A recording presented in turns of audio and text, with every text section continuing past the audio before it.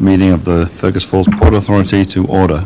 The first item on the agenda is the approval of the minutes from our last meeting on December 19 and the approval of the agenda. So looking for a motion to accept the minutes. I'll make that. Thank you, Brent. I'll second that. Thank you, Bridget. All those in favor say aye.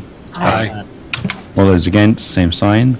Hearing none, the agenda and the minutes are approved. The second item on the agenda is the election of Port Authority officers, and I will turn that over to Ms. Beck. Thank you, current Chair Hicks. Yes, we are into 2023. It is now time to elect our new slate of officers. I asked for and received a few anonymous nominations. You can still make nominations publicly tonight if you would like, but this is what was received before the meeting. And what we will do is we will run through each of them and we will do hand votes. We will be recording each of the names to say who has voted for whom. But we, instead of doing roll call or anything, we'll just do counting of the hands for each of the offices. But before we move on, any additions you'd like to make? Just a quick question. Everyone here has agreed to serve in that role if so elected. For the most part, yes. At least specifically for president, which is the big one. That is, the one that I put in for president isn't up there. Then it was not received. Okay. But he can still But you nominate. You can still make it. nominate somebody. Yeah. Yep. Would you like to make it right Yes, now? I still want to remain with Anthony Hicks as president. Okay. So we'll add that to the list.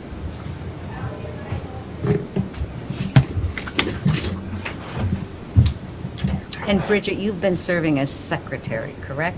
Or vice Correct. president? I think secretary. You're stating secretary. Yeah, okay. It's up to you. It's an honorary title. Some signing. Yeah. Yeah, you have to sign documents and all that. Oh my gosh. Hi. Okay, any other nominations for president? No? Okay, then let's, if we're ready, let's do the vote for So president. I can withdraw my name because I nominated Bridget for president. And I thank you, Brent. Then we will do a show of hands. Who would like to see Bridget as president of the Port Authority for 2023? Well, might as well. Yep.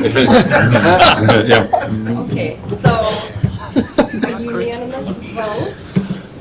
Congratulations, Bridget. You're gonna do great. Well, since we're removing names, then I'd like to have my name removed as vice president.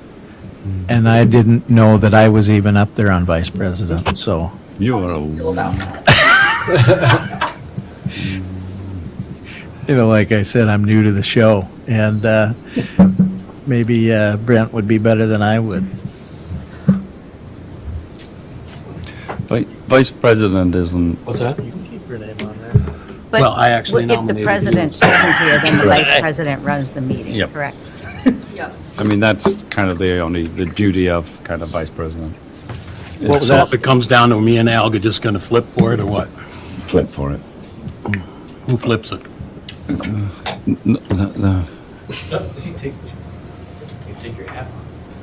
Oh. Thought he was putting his hat in the ring. No, I'm not supposed to wear my hat during meetings.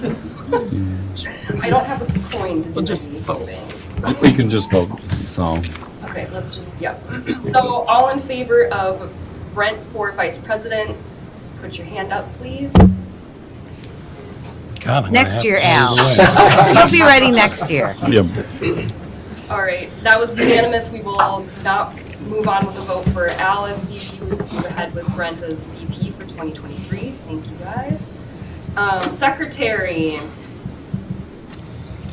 We have Anthony Hicks is our only nomination. Any additions? I'm quite happy to be secretary. It's Okay, all in favor of Anthony Hicks as secretary? Okay, thank you. And assistant treasurer, we have, oops, sorry guys. the only one that is Steve Shudak. Yep, Steve would be our only. And it's really an honorary title because he's- we actually have Yep. the And he's already wonderful been Bill performing that Summer role, so this would not be a change. that performs all the duties. Well, we try. So, So all in favor of Steve continuing as treasurer? I think it's unanimous. Okay. Thank you, that business is complete. We have a new slate of officers. And welcome Bridget as new president, and Anthony, thank you for your Nope, service as that's our fine. past president. Thanks, Anthony. The Bridget regime. Oh, boy. Oh, all right, here we go. All right, so the next thing on the agenda is the financial update from Sanmore, please. All right. So you didn't have this in your packet, but I did bring paper copies as well. Is there anyone that would like a paper copy tonight? Okay. Bridget wants one. Sure. Thank you. Sure, I've got it up here, but just, yeah, it's We'll let bigger those print. get around and then we'll. This will just be kind of a brief update tonight. I can guarantee you the numbers are going to change as we go through our audit process. So these are not audited, they're not even adjusted for any accruals at the end of the year. But I kind of wanted to reconcile out, because within this Port Authority, we have kind of two sets of funding, our general Port Authority funding, and then that which we hold for the Community Behavioral Health Hospital. And I kind of have to manually keep those separate within this fund, so it's a good check for me, and then it was good to bring it before you and remind you again what funds we have and what we're holding it for. So, and again, this is just one fund out of the city. This is our Port Authority Fund. Fund 202 is the number of it. Just as an FYI, we have probably 80 to 90 active funds within the city that are kind of kept like separate businesses. So, on the first page, the balance sheet just shows our assets and liabilities and fund balances. So the cash on hand as of the end of the year for the general side of the Port Authority is $366,344. For the CBHH, $543,370. We have some taxes receivable due, that's the property taxes. That is the balance as of a year ago, so when we get through our audit process, that number will get updated then. So I haven't changed that all year on that number. And then due from other funds of $9,000, that's with the project fund for the dairy. We also have a large due to other funds for that, so it's the net of the two. Again, I'll reconcile that out when we go through our audit as well. But those numbers are pretty up to date right now. I don't see big changes on those because we haven't had a lot of new expenditures on the dairy right now. Due from other governments, federal, that $95,000 is for the dairy property. If you recall, our two main funding sources were a revolving loan fund through Minnesota Deed and the demo loan.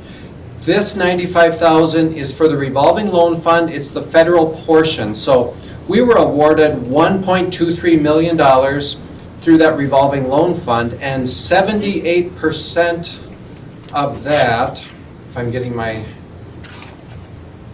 78% was the federal portion, forgivable grant portion of that. I think I have that right. I think you do too. Andrew's Yes. nodding, so. Because 450 was the bond portion of that. I'm going off of memory here, so.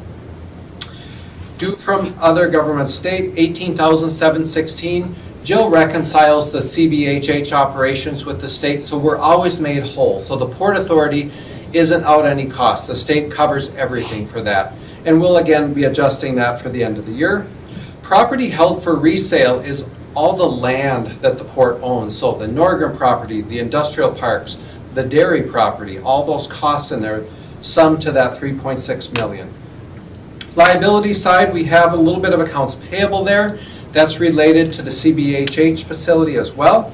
Due to other funds, that all relates to the dairy. So as we get our other funding sources in, then we'll pay that back over to the project fund. Really, the city is upfronting the cost for that. We're using the accounting treatment of due to, due from other funds to show that on the Port Authority's books. Deferred revenue goes with taxes receivable up above and a little bit of other revenues that are will be adjusted with the audit. So then the net, the fund balance for CBHH operations, $18,502. Renewal and replacement is for that CBHH building of $542,000, leaving the balance of $2.8 million. Again, fund balance, that takes, the land is in that number, so that's not all spendable resources, but it's the net worth, you could say, of the land that the port has. Turning over to the profit and loss statement. On page 2, you can see current property taxes, $58,000 versus the $60,000 budget. We'll get a final payment in now towards the end of January that will apply to last year as well. We have our farmland rental in there, and then the CBHH rents. That's the state revenue coming in. The expenditure side, the first section, economic development, that's the general business of the Port Authority. That's separate from the CBHH. We're coming in under budget a bit there, which is certainly good, but definitely on track. On track there. The CBHH facility, we're under budget there, but I also plug in the whole amount of their rent that if we were to use it for capital, so that we're showing in our budget, here's all the money coming in and here's how it would go out. We often don't spend all of it. It goes into that reserve for renewal and replacement. Going to the third page, comes down to excess or deficiency of revenues over expenditures. So revenue over expenditures at this time, $81,000. Net loss on investments, we've talked about those previously this year and with the city council. City governments are required to mark our investments to the fair market value. So unrealized losses, so as the value has decreased, we have to reconcile that in our financial statements. We haven't sold those investments. We had several years of great gains. So this is kind of a give back year on that, but starting to come back around a bit now as well. November, we actually were positive. December was just a slight decline. So look forward to that coming back more. Bond proceeds in there of the $83,000 as well. That was the last payment of the demo loan that we received during this year. And then if you turn to that final page that you've got there is the cash projection, and I won't go through this in detail, but it shows kind of where we've been and where we're going. And if you look in that far right column of 2024 coming down where we'd end out about at around $100,000, that's really close where we were when I brought this to you at the end of the second quarter. As you recall, when we were talking about the budget and funding the first 2 years payments on the dairy loans and that projection of $100,000, that's really my whole goal of bringing this so that we keep that fresh in our mind. What kind of money do we have on hand and where are we at? So that's why I did these projections, showing that I still need to move the gravel sales of $60,000, that's still sitting in the port, over to the project fund. And then as the payments come in, finaling up the dairy loans, it shows the cash flow through here. So I'll stop there so I don't take too much of our time, but any questions on that? Again, these numbers will change as we prepare for the audit.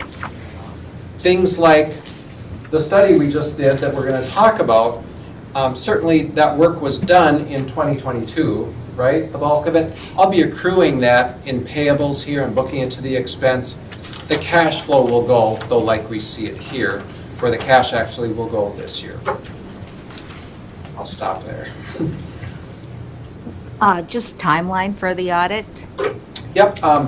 Auditors always come in for the city the third week in March, so March 20th is when we start it. We don't present it to the city council till the first meeting in June, and the Port Authority is treated just as one fund of the city, so we don't have a separate audit for the port. You're included within the city. Thanks. Could you remind me what the loan payments are for the dairy? Let me think. Okay, if you don't know. For the one, it's like $35,000 a year. The other one is a bit higher. Do I have that? It's on In the cash 2020. flow, I do Yeah. have 53. here, so 2023, 53,000 on the demo loan. The revolving loan is the 34,785. And I'm showing some payments in 2024. That's the February 1st of 2024 payment. When we looked at that, the port is funding the levy requirements basically that would have been for 23. So you collect all that money during 23 and you make the final payment in 24. So that's why for cash flow, it's showing up the years we'll actually pay it, so. So yeah, basically on the bottom of this page is kind of where you see the sum total of what the Port Authority's agreed to fund. So anything beyond here, you have not agreed to fund that. And we would, if we haven't sold it for development yet, we'd start levying for those payments then in basically in 24. Good question though, thank you. Thank you. Your Honor, I could add to that one of the requests that the city is making from the legislator this year in the bonding bill is to see if we can't get 1.2 million from the city to buy the land from the Port Authority, as well as another kind of 1.6 million for the 2 railroad crossings, and I think 1.5 million for trails. Trail, I think, 1.5 yeah. million for trails. Anthony, thanks for bringing that up. On the bottom of that cash flow page, I will point out the shortfalls right now on the dairy project as far as a funding source. So I'll start with the lower one first. We have a shortfall of 208,000.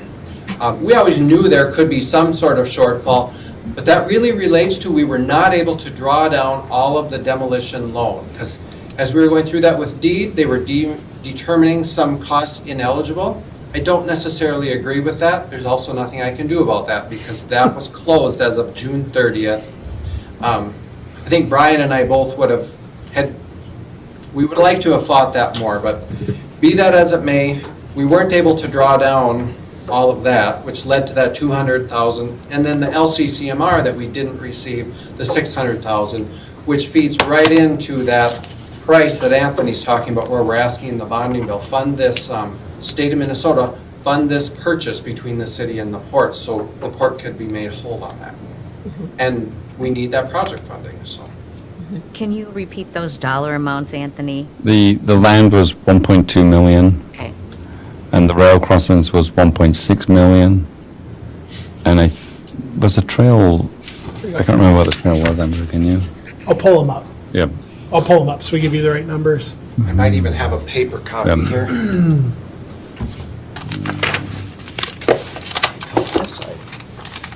Good information.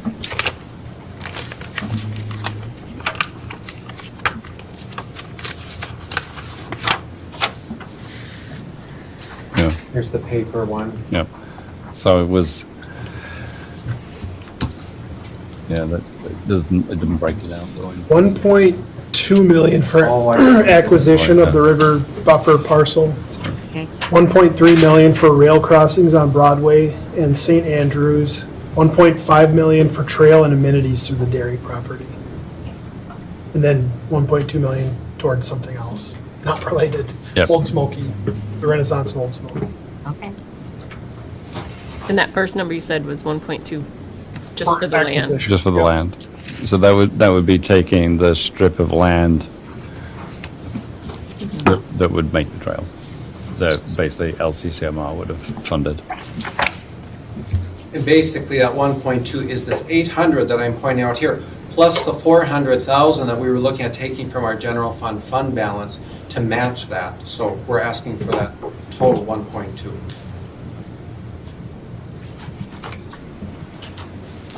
Okay, any other questions from Bill? Okay, Thank you very much. Next on the agenda is the dairy RFP, and Clara can speak to us about that. Thank you, Chair. And we also have Kim with us again tonight via Zoom, so I will pull her up so we can see her. Hi, everyone.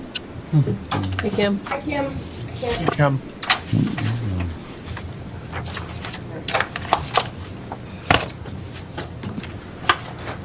There, we can see you now. All right. Oh, so that wave was for nothing. Okay, so you have received what I'm thinking and maybe assuming is a final draft of the RFP that we can take another look at, have some final discussion, and then get our timeline moving to have this out the door and start seeing what development potentials exist for us. But any comments, questions for Kim at this point? And Kim, feel free to jump in if you have any comments or anything as we're going. I got one comment. I was just looking at the submittal requirements, and we talk about the city of Fergus Falls, and then we talk about the developer and the Port Authority, and that the city reserves the right. And then it says city staff and Port Authority members, and I wondered if we should have some point of clarification that the city and the Port Authority are one of the same or not one of the same. It's on page 7. Yeah, we could do that. It's like we say the city, and then we say kind of like the city, and then the city and the Port Authority and city staff. And so I just think we should clarify, are you dealing with the Port Authority, are you dealing with the city, or are you dealing with both? Kim, what are your thoughts on how we can convey that?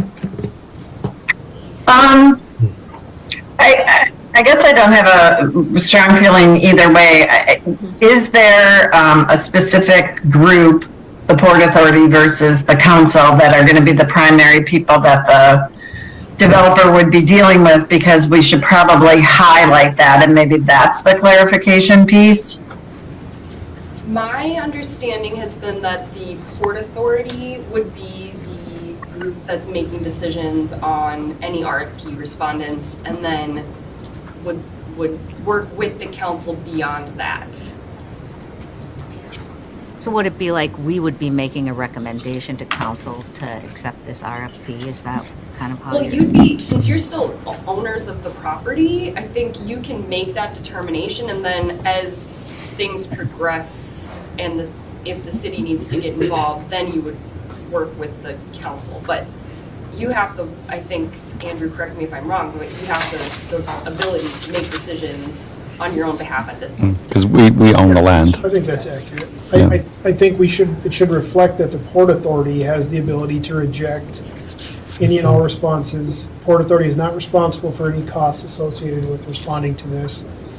I think you can say city staff and Port Authority members Yeah. because, Yeah. but you could also say Port Authority staff. Yeah, But it's but going it to would- declare predominantly that. Mm-hmm. And then the guess- paragraph on the right side where it says the port and the city will partner, I think that's appropriate. Yeah. This just brings up one other question I would have is if we get a developer, we're moving along, like negotiating the purchase, talking about the project. Obviously, ultimately, the project has to get approved through the normal city approval process. But I mean, is the Port Authority going to kind of steer that whole process so they really are the primary people or organization that the developer would be working through? You guys have the authority to be, whether you want to defer that to the city council or not, I guess is the question. And that would answer. I think Bill has a question as well. And then tying into that, and Rolf, you may weigh in, but when it comes time to having a development agreement, would that development agreement be with the city or with the port? Trying to think even. Your choice. I mean, by design, there's 4 council members sitting on the Port Authority to have a majority representation of the city council on your Port Authority. And the city council, I believe, can change that if they want to a different majority if they so choose. But I think moving forward, I think you should be the main entity that would review everything. And depending upon what type of development, what type of financial package they need, you may then wish to engage the council or engage a different process. But I think you should be the clearinghouse, at least initially. And we can always discuss, process later, what makes the most sense. But I think for now, it should stay at this level because you're the owners of the property. And a development agreement could be entered into with the Port Authority. So you could steer the project fully if you wish. Other questions about the RFP? I see what you're saying about that language, but I do think it's okay, because I think it shows that if there's Bill Sonmore, or, I mean, I know you're a part of the port too, but it's just that kind of general term about city staff being involved, I think is good. And maybe we just have a line somewhere that says, the city and the Port Authority are deemed as one of the same in this document, or something along those lines, so that, it's as clear as mud then. But they really are. And it reserves flexibility as we define the process down the road if we make that blanket statement. And are we saying in that where you pointed out, the Port Authority and the city will partner? Maybe we already are. Maybe we already are covered. Yeah. Because again, we're going to have a sale of this too, an arm's length transaction between the city and the port on that sale of the property at some point. So then we're not one and the same, but. Right, there is a distinction. We'll make it when we need to. Okay. So and maybe changing some of the language of, in response to the RFP, the developer should submit a letter of interest to the Fergus Falls Port Authority. Yeah. And then continuing with the port. Yeah, and then basically leave it that city staff and Port Authority members will make the decisions. Fine. Oh, yes. Couldn't find that spot. Yes. To the Port Authority. Yep. That's the first stop Yep. for any applications. So, Okay. when they send the first one in, it's going to come to the Port Authority. Yes. Then we can disperse it where we so fit. Yeah. And when it comes to the sale of property, the port can actually do it differently than the city council can. So port can act during the same meeting that a public hearing is held, whereas the council cannot. So it's actually a faster process to sell it through the Port Authority. And that's something to just consider if we're, looking at speeding things along. What is the current zoning on it right now? It is currently zoned R4. Okay. Any other questions or comments about the content of the RFP? Otherwise, we can move into timeline and just filling in the gold areas here to make sure we keep it moving along. Yep. Kim, do you have any recommendations? So if we approve this to go public tonight, do you have a recommendation of whether we do 30 days, 60 days? I did talk to a developer. He thought 30 was fine. They're either going to do it or they're not going to do it, kind of thing. So, and I also checked with the guy in the office, and he just responded to one, and he said 30 is pretty common. So I think that's enough time. We're not really asking for a lot of information at this first juncture. Kim, So- does it make sense? Oh, sorry, Bruce. No, go ahead. Does it make sense for us to do, to maybe have it start like at the beginning of a month, to say it's opening on February 1st, you have until the end of February to respond, and then we can do maybe like a week or two, but until the end of this month to do some preliminary outreach saying, hey, this is gonna be going out, get ready to apply for it when it opens? Or does it make sense to just get it out there? Yeah, February 1st is a Wednesday, and then if we said, get it by March 3rd, because February's short, that gives them to the end of the week. I think we just need to make sure, like, there's some stuff you originally had a Dropbox link and all that stuff. We obviously want to make sure all that stuff is working before we send it out. So I don't want to say that we're sending it out like, you know, in the next day. Okay, so February 1st to March 3rd is an option. And then if there's issues with there to contact Clara, Yep. Yep. okay. And then is there anything else we need to do with the rest of the highlighted items at the bottom? Oh, these are dates? Yeah, I'm Yeah. wondering if, do we want to just, since at this point in time, it would be the entire Port Authority who would be reviewing anything that would come in. We don't have a subcommittee set or anything like that. So I'm wondering, do we just keep our regular meeting dates and say we'll be doing, you know, so we'd review beforehand, everyone would review individually, we'd come together at our meeting, have a discussion, following the meeting, then that information would go out. What do you think about that? Or do we want to have a smaller group so that discussions are not public?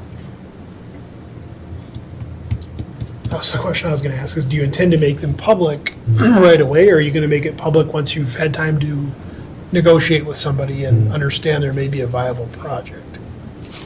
It's up to you guys, but I wouldn't want to put it out there before we actually get something. I think it would be nice to vet them prior to airing it in public. and I assume developers would appreciate that. that too, Kim, is that? Yeah. Yeah. My biggest thing is I just want to make sure, like you said, we vet them, we want to make sure that we're not dealing with another Tower Road project, and that we basically are looking at a developer who has credibility and a history. And I don't want to sit there and deal with another one that has no experience whatsoever. So this is a suggestion, if we just put more of a general sentence at the end that says, the Port Authority will respond, or the Port Authority will communicate with all applicants within 20 days of receipt of the Or closing date. letter of interest. That sounds 20 days of good. closing date as opposed to the closing date of the, Well, we'd get it, like, if we got it March 1st, we would ensure that we respond, you know, but you don't even probably want to wait that long. And I'm assuming, since we own the property, if by some chance we get multiple offers and the person who has the highest bid, you know, maybe not by a large amount, like I said, with the vetting process, does not have a very good track record, that since we do own it, I don't think we're required to take the highest bid. I'm assuming we can.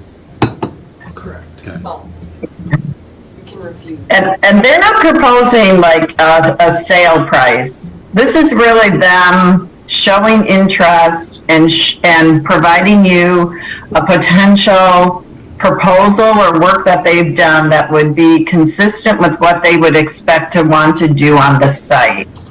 So I think what's going to, in my mind, what's happening is, say you get 2 or 3, you guys decide to look at them, you say, we really like what this guy's done, we'd like, you know, the drawings, a project similar, we could see that here, and then you reach out to them and say, okay, let's have a conversation, and then you start working. It's going to take more time at the back end. You know, you're not going to immediately just negotiate a sale and a development agreement, but the goal is then they don't have to do so much prep up front, that you're not just pushing people off because they're just, you know, got to do all these drawings and everything. so our review process should go fairly quickly in a Yeah. way, because we're not really giving a lot of scoring to kind of different aspects. We either like what they've done or we don't. Right, it's too detailed to have a selection timeline, perhaps, because Yeah. this is just reviewing letters of interest. Yeah. And, So we should be able to do that fairly quickly. right. if I might add too, I mean, the goal would be you'd have a couple people, and then you might want to interview them to have more of a conversation about their skill sets and their history and what they understand about the community, so you can kind of vet them. But you can decide that after you find out who even submitted. So maybe instead of selection timeline, it can just be submission instructions, and then following submission, the Port Authority will review all submissions and reach out individually to developers. Yeah, I think it'd be nice to give them a timeline in the fact that, you know, the Port Authority anticipates by the end of March that decisions will be made and you'll be contacted, you know, something so they Yes. kind of knew an end, but, By March 31st. Yeah, by March 31st, let's say. yeah. Okay, all right.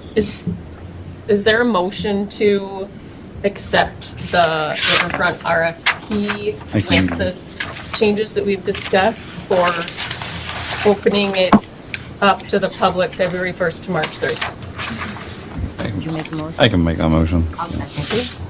Thank you, Rebecca. All in favor of that motion, say aye. Aye. All opposed, same sign. Motion carries. Thanks, Clara. Thanks, Kim. I need to. Thank you very much. Okay, Do thank we- you, Kim. Do we want to set a smaller selection committee under a quorum that can get together and discuss and maybe do some interviews if necessary? I would say let's wait till the next meeting to talk about that, or, That's fine.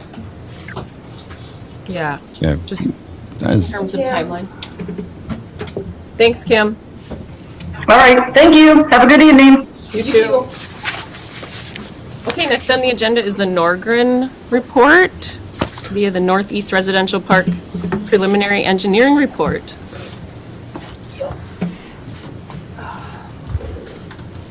So back in September or October, I can't even quite remember when we first did this. Why does this keep turning? Port Authority ordered a report on the Norgren property to start looking at what it would take to extend utilities. We've been sitting on this property for, you know, a while now, and it was platted probably, I don't even know, Mark, like 15 years ago, maybe? At least. Yep, so we've had it platted, we've had some ideas of where a road could be, where utilities would be extended, so Interstate Engineering stepped up, did the work for us to lay out what a plan would actually look like, and put some preliminary costs to those plans, and presented us with the report that you have in your packet, which boiled down to 3 different options that were given for the ways that development could either occur or not occur. So the first option is obviously do nothing. We are not required to act on the report. We can just keep things status quo, not make any action on that property. Option 2 was estimated at $3,411 to build out infrastructure for, I believe it's 33 sites. And option 3 was $3,533. So obviously costs are a little bit high, which maybe is not surprising based on the way that the world is currently. But it's at least a starting spot. We know what we're looking at, and we know, you know, what decisions we can maybe make in the future. So I'm not asking you to take any action tonight. We're just kind of starting a conversation, maybe starting to think about ways that we can move forward with the Norgren site in different ways. So the report itself gives those 3 options. The way that I see it is we maybe have a couple more options that we could look at. For instance, we have another almost 40 acres that's available out there that is unplatted at this time. So we could kind of go all in and say, okay, we see what we've done here with this original plan with 33 sites. Let's expand that. Let's see how many other housing sites we can get out there and what it would cost to extend utilities to all of them. Reason being, maybe extensions happening right off the bat, we could save some cost. Later on, having to connect in and extend further could be more cost. So it could be more cost effective to go even bigger right off the bat.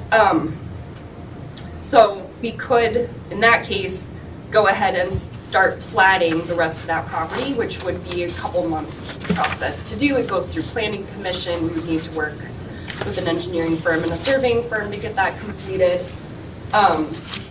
Another option is to explore federal funding options because there are some things out there. Fergus Falls is what is known as a coal community because we had the Hoot Lake plant that closed. So we do have some federal funding options that are open to us that are not open to other communities.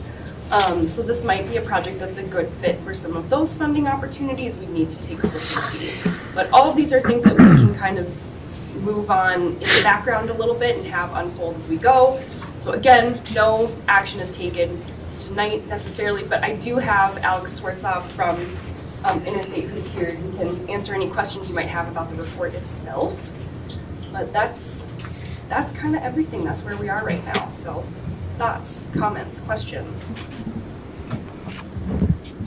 I would say, well, I guess my questions are, do we know what the demand is? Do we have developers that are waiting for lots to build on?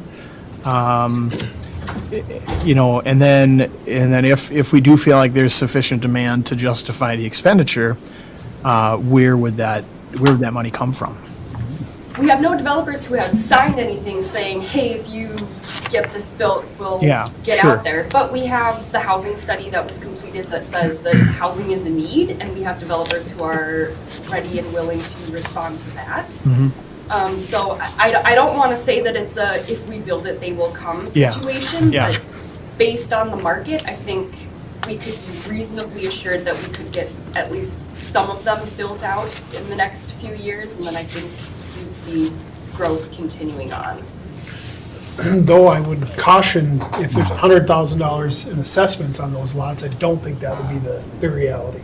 Yeah. So it'd have to be a way to reduce, there's demand, but not at an unaffordable or unfeasible level, right? That's a good point, yes. At where the assessments would be now, demand would be very hard. That would be really hard for people to move on. If we found a way to make it more affordable, whether that means, you know, going further with the plans and seeing if we can reduce assessments by a larger development or finding federal funding to help with that, I think then we would then it would be easier for us to say, let's move on this, you know, right now and see how it goes. But I mean, and when you're looking at also the price tag that it's on that, what is the average size of those lots? they vary. There are a couple like multifamily lots that are out there that are larger. But Mark, you're probably most familiar with them. I mean, because they say right now, just to build a house is $200,000 to $250,000. Now, you tack on $100,000 lot onto that. You know, that's assessment, that's not the lot. Yeah. That would be assuming the Port Authority gave them away. How many outer areas do we have that don't have sewer and water, and that people are just running with a well in their own sewer system? It happened, it exists. I don't mean, 'cause know that off the is- top of my head. I mean, if it was my choice, that would be considerably more cost-effective. You know, I mean, that way, I mean, eventually the water and sewer will make it out that far, you know, over time. But, I mean, would that make it more, you know, feasible? I mean, because I just know when you get a lot of real small lots, it's hard to put in your own well and your own sewer system.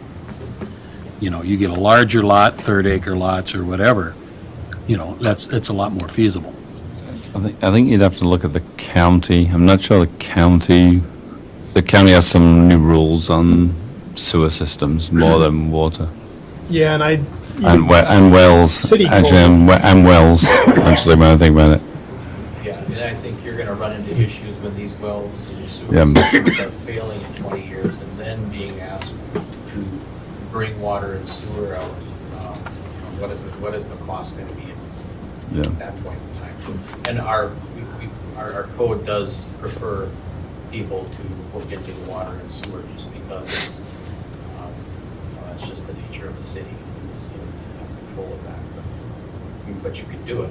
So my oh, go ahead, sorry. No, you can, Well, I was just gonna say, my understanding is that, given the price tag and the fact that there's 33 lots, that would be over $100,000, you know, for special assessments per lot, that the cost is prohibitive, probably how it stands, but I would say that I agree with you in, you know, we're not the only city that would be facing this issue of those high costs for utilities.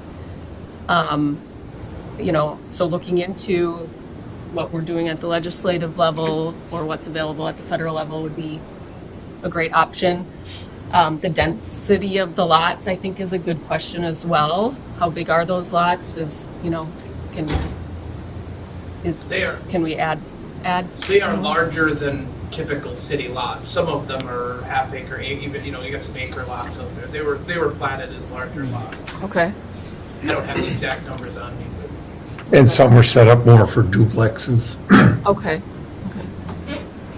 Another comment too, but go Tom Go ahead, first. Tom. well, I just,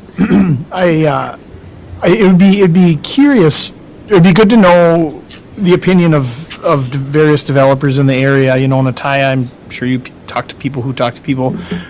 Perhaps could the city work with Greater Fergus Falls to do some kind of an informal survey and say, you know, we're thinking about doing this, and maybe try to gauge the level of interest? You know, that would be good information for us to have, you know, when we do decide what we want to do here. And tagging right on to what Tom was saying, I mean, some of our existing developments that we're starting to take off, when interest rates have gone up, we've seen the construction going down, so it's not happening right now on some areas already, so that's where I'd be cautious. Sure. But it goes right with what you're saying of what's the appetite and what's the, Yeah, obviously nobody has a crystal ball, but, you know, I mean, successful developers have a lot of pretty valuable insight, and so yeah, that would be good to know if we could get a little more information on that. Okay, any other questions or comments? No action to be taken at this point? No. Thank you very much for the work. Yep. Yes, thank you. Good to have the information. All It's right, one more layer of planning done. one more layer. Yes, absolutely. Yes, Look on the positive. yes. We now have a plan for sewer and water. and we have an estimate. Yep. We have an estimate, yes. All right, anything else for the night? Nope. And if not, this meeting in the Port Authority is adjourned. Thank you. Thank you. Good job, Madam President.